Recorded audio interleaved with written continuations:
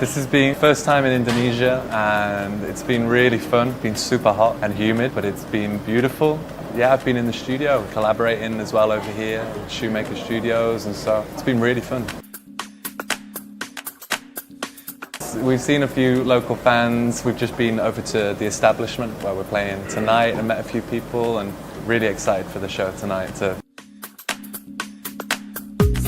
Dan Croll's music is, I guess, quite simply, it'd be kind of like indie pop, but I like to listen to all kinds of music, and so there's a lot of other genres in there, like some kind of hip-hop, R&B, and some more kind of like heavier rock, but I think there's a mix of a lot of things, but I think mainly it's kind of indie pop.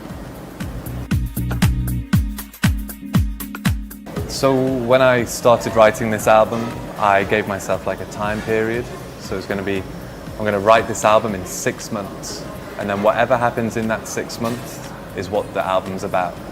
And a lot happened in that 6 months, a lot of kind of ups and downs. I kind of had to start again with music. I had to find a new label, a new manager, and a whole new team, which was tough. And so I think it was the first time I'd kind of been alone and felt a lot of pressure. And so I think my kind of emerging adulthood was trying to grow up quite quickly, trying to become self-sufficient and become more confident. And yeah, I guess mature quite quickly. So yeah, it was quick. Yeah, I think it's like a song like Bad Boy on the album. I think a lot of people could kind of relate to.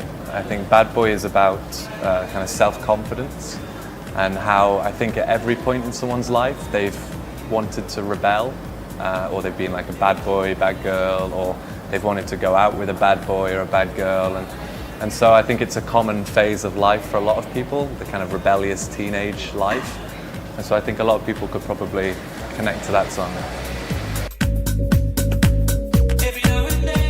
It's quite interesting, especially back home. Spotify has become huge, you know, it's our main way of consuming music. And it's great, it means that there's more of like an even playing field. You don't have to be a big artist anymore to be able to be heard by a lot of people. You can be small, medium, large, you can be anyone, and you can get your music heard by Spotify and things like that. And so, yeah, so I think it's quite interesting, like YouTube as well, and so there's a lot of new places where you can find new music and be supported. Social media is great for some things. I think it's not the be-all and end-all, it's not everything.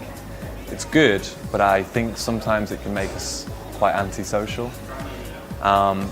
And so this is why I started a hotline, I started a phone line where fans can ring me, because I felt that people needed to step away from social media, even though it's great and I understand why it's there and it does a good job of spreading messages and content.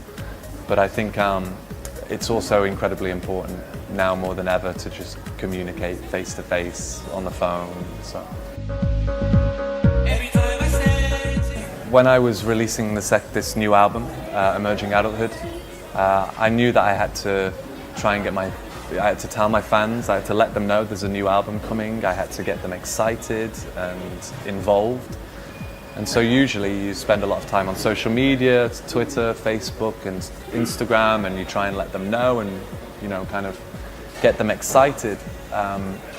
But that meant me sitting down at a laptop every day for like 6 hours just replying to messages, and I was spending too much time on the computer that it made me feel quite bad. And so I went to go and see some friends, and they were like, you need to fix this. We need to figure something out to make it more direct and honest. And one of my friends joked, and he said, "Oh, you should give them your phone number." And we all laughed, and then kind of just went, "That's a good idea." And so we did, and I bought a new phone, and I got a new SIM card, and I sent the number to all of the fans, put it on the internet, and then we turned the phone on, maybe like 1 week every month or two. and people can just ring, and it can be direct, and I learn so much more about my fans on the phone than on Twitter, Facebook, Instagram. I love phone conversations, so it's been great.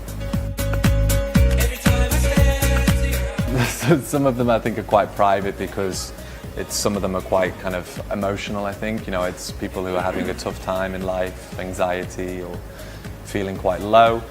And so, but then there's also some very funny phone calls as well that are just, people freak out because I don't think people believe that it's me on the phone. They think it's like a prank or a joke, but it's just me. And so some people just kind of go a bit mad, which is funny. But I think a lot of my fans are kind of young and going through kind of exams and stress and stuff like that. So people just want to talk and offload and yeah, all kinds of stuff. I just love instruments. I love not being great at them because it means that when you do something good and you find it out for yourself and you discover it, it feels really good. So yeah, so this new album was really fun because it was just me on every instrument, running around the studio, just kind of going mad.